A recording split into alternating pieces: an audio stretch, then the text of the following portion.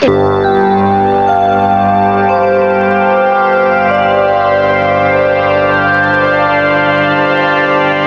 biomas del mundo, del desierto a los bosques lluviosos.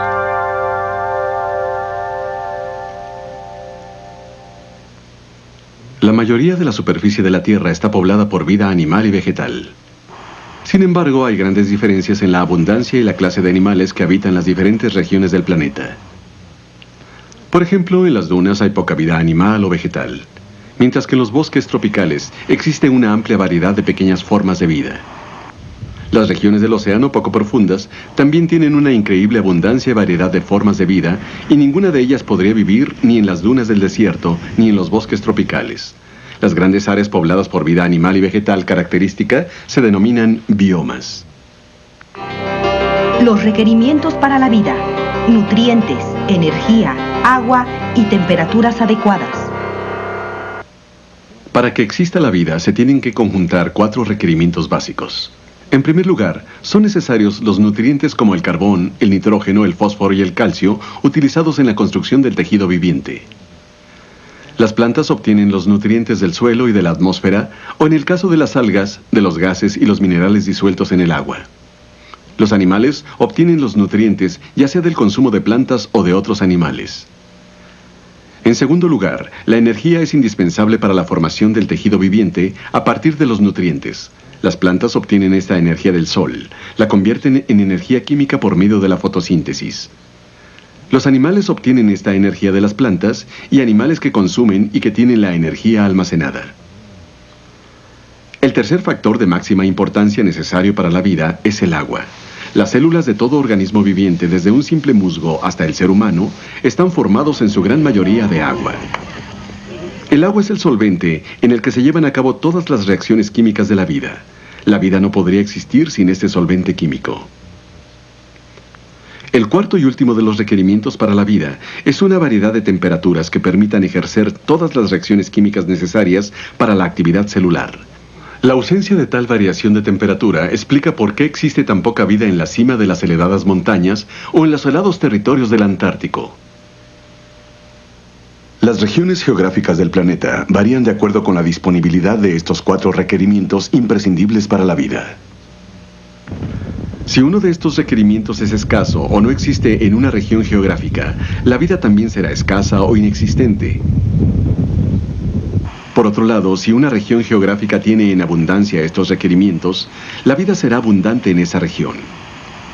Por lo tanto, el ambiente físico determina en gran medida la vida en la región. En la mayoría de las regiones o biomas de la Tierra, las necesidades de vida están distribuidas de diferente manera. Esto origina que las plantas y animales se adapten para aprovechar los abundantes recursos y minimizar los efectos negativos que genera la escasez de otros.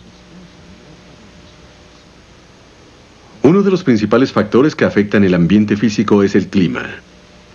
El clima es una medida de la temperatura promedio, las precipitaciones, la humedad, la velocidad de los vientos y otros factores ambientales en un área determinada.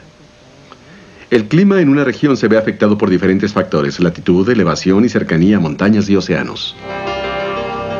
Factores que afectan el clima. Latitud.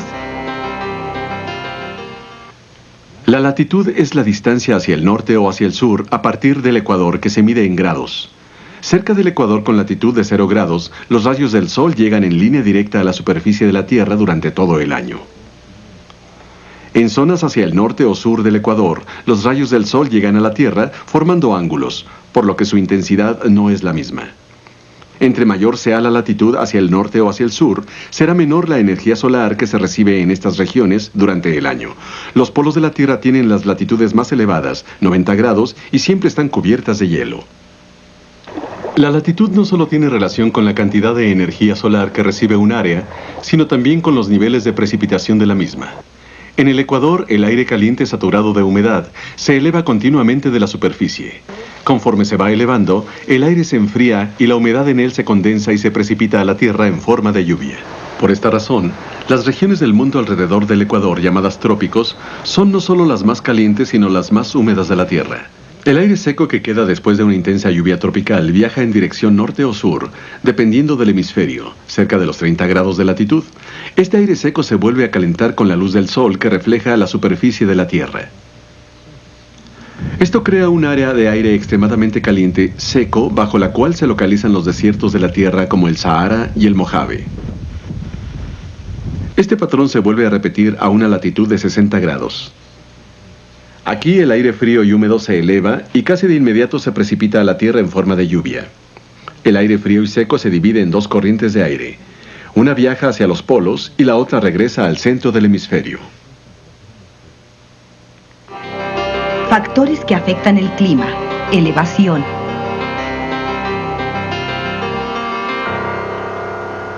La elevación también juega un papel importante en el clima de una región o bioma. Conforme aumenta la elevación, la atmósfera se vuelve más delgada.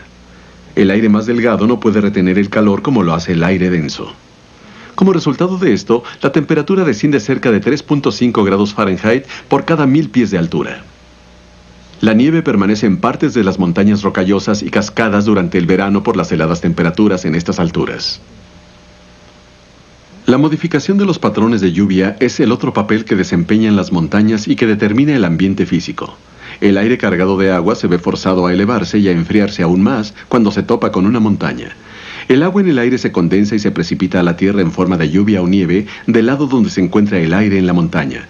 El ahora aire seco se calienta conforme viaja hacia abajo del lado opuesto de la montaña. El aire caliente absorbe la humedad de la tierra y crea lo que se conoce como vestigios de lluvia. Esto ayuda a explicar por qué las montañas rocallosas de Colorado y las montañas de la Sierra Nevada de California reciben cientos de centímetros de precipitación cada año, mientras que las áreas bajas reciben muy poca lluvia o nieve. Factores que afectan el clima. Cercanía con los océanos. La cercanía con los océanos también afecta el clima de una región. Ya que el aire tiende a enfriarse y a calentarse más lentamente que la Tierra, las regiones costeras tienden a tener menos variaciones en las temperaturas del día y la noche que en otras regiones. Por ejemplo, las diferencias entre las temperaturas bajas y altas durante el día en el bosque lluvioso olímpico en las costas de Washington es de solo 10 grados debido a su cercanía con el Océano Pacífico. En el desierto de Mojave, la fluctuación de temperatura de entre 30 grados entre el día y la noche no son nada raras. Las corrientes oceánicas también pueden hacer que un área costera sea más cálida o fría de lo que acostumbra ser. Por ejemplo, las ciudades de San Francisco y Los Ángeles tienen temperaturas más bajas de las que se podría esperar por su latitud, ya que las corrientes oceánicas llevan agua fría del Ártico que recorre la costa oeste de los Estados Unidos. Por otra parte, las islas británicas son más cálidas de lo esperado dada su latitud, ya que las corrientes del Golfo llevan agua caliente desde cerca del Ecuador hasta las islas y el norte de Europa.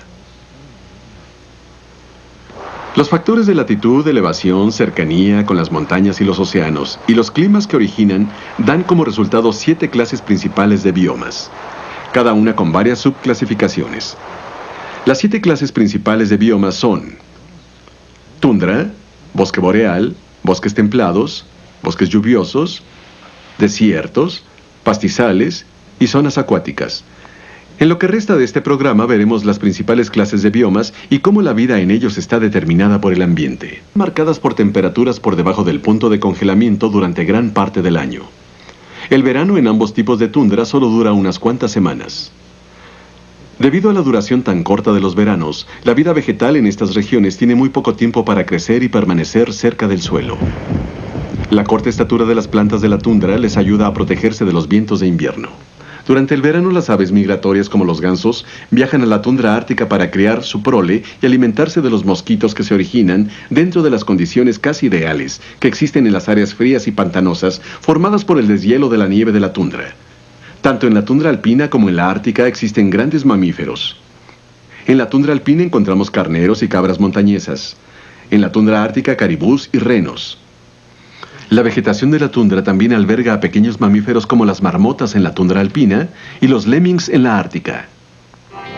Biomas. Bosque boreal.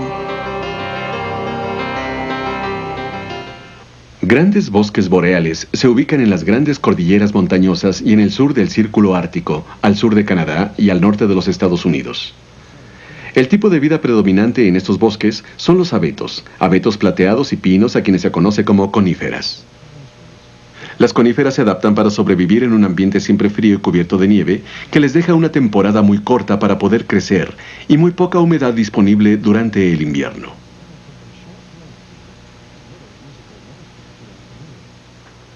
Todas las coníferas tienen una esencia a pino característica que proviene de la resina anticongelante que contienen y que les permite que los nutrientes y el agua corran por su tronco y ramas aún durante un clima frío extremo.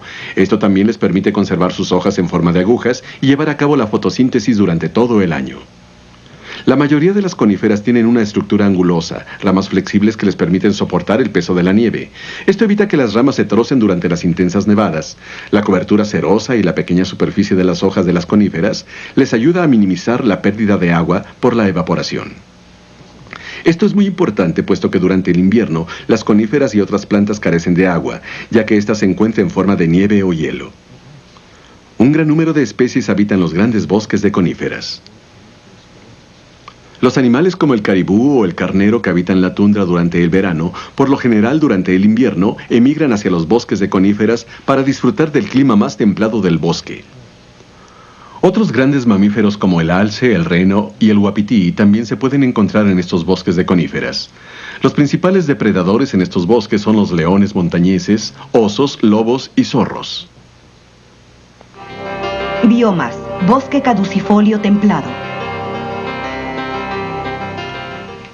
Yendo más hacia el sur, hay más luz disponible para la fotosíntesis y las temperaturas se vuelven más propicias para la realización de las reacciones químicas necesarias para la vida, dando como resultado más abundancia de vida.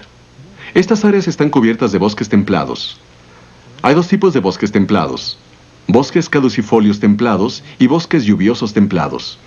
Los bosques caducifolios tienen un promedio de lluvia de 75 a 150 centímetros al año, lo que proporciona a los árboles el agua necesaria y evita así adaptaciones como las hojas angostas y cerosas de las coníferas. Los árboles en los bosques caducifolios tienen hojas anchas que pueden absorber más luz solar que las angostas hojas de las coníferas. Sin embargo, durante el invierno, los bosques caducifolios experimentan periodos de temperaturas congelantes y poca luz solar que no les permite obtener la energía suficiente para retener sus hojas y llevar a cabo procesos de crecimiento o reproducción. Como consecuencia, los bosques caducifolios se desprenden de sus hojas y entran en un periodo de inactividad llamado letargo. Las hojas que yacen en el suelo proveen de alimento y hábitat a las bacterias, lombrices y hongos. Una gran diversidad de vertebrados como renos, ratones, ardillas, mapaches y varias especies de aves habitan los bosques caducifolios. A principios de la primavera, antes de que los árboles bloqueen la luz del sol, flores silvestres cubren el suelo de los bosques caducifolios. Biomas: bosques lluviosos templados. Los bosques lluviosos templados rara vez carecen de humedad, ya que por lo general reciben de 250 a 500 centímetros anuales de lluvia. Las temperaturas rara vez o casi nunca alcanzan el punto de congelamiento. Los bosques lluviosos templados se ubican donde los patrones de lluvia de la costa proporcionan temperaturas moderadas y grandes cantidades de lluvia. Las costas del Pacífico de Norteamérica desde Washington hasta Alaska son un ejemplo de estas áreas. La abundancia de agua y continuas temperaturas moderadas en los bosques lluviosos templados hace que los árboles que crecen en ellos nunca se deshagan de sus hojas durante todo el año. Sin embargo, ya que los bosques lluviosos templados se ubican en latitudes elevadas a lo largo de las costas con neblina, la luz solar es bastante escasa. Por esta razón, las siempreverdes, particularmente las coníferas, que se adaptan mejor a ambientes con poca luz que los árboles de hojas anchas, son las especies dominantes en los bosques lluviosos templados. Puesto que las angostas hojas de las coníferas no bloquean la luz tanto como los árboles de hojas anchas, algo de luz llega al suelo de los bosques lluviosos templados y da origen a los musgos, helechos, diferentes tipos de líquenes, una combinación de algas y hongos. Tanto los líquenes como los musgos crecen en los troncos de los árboles vivos y muertos, tratando de conseguir más luz. Los diferentes tipos de hongos también encuentran las condiciones ideales para crecer en la vegetación húmeda y en descomposición del suelo de los bosques lluviosos templados. La vida animal como los caracoles y las babosas, una variedad de insectos y animales de mayor tamaño como los renos, abundan en los bosques lluviosos templados. Biomas: bosques lluviosos tropicales. Los bosques lluviosos que se localizan en áreas tropicales solo cubren el 6% de la superficie de la Tierra y se cree que albergan por lo menos a 5 millones de especies, lo que representa de la mitad a 2/3 del total de las especies del mundo. Las precipitaciones varían entre 250 y 400 centímetros anualmente y las temperaturas oscilan entre los 80 y los 90 grados. Los bosques lluviosos tropicales presentan estratos con varias capas de vegetación. Los árboles más altos en estos bosques alcanzan hasta los 450 metros. Por debajo de ellos, a los 300 metros, está una continua capa de copas de árboles. Bajo estos árboles está otra capa de árboles y enredaderas. Estas capas de vegetación son tan densas que la luz del sol no llega a tocar el suelo del bosque. Las plantas que crecen en el suelo de estos bosques tienen grandes hojas que les permiten captar la poca luz que llega a penetrar. Dada la escasez de material vegetal comestible a nivel del suelo, la mayoría de la vida animal de los bosques lluviosos tropicales habita en los árboles. Dentro de estas especies están los monos, las aves como los tucanes y una gran variedad de insectos. La competencia por la obtención de nutrientes es muy dura tanto en plantas y animales en los bosques lluviosos, ya que los nutrientes los absorben los hongos y las bacterias de los organismos muertos, y los árboles y las enredaderas los absorben de inmediato para poder activar su crecimiento. Biomas. Desierto.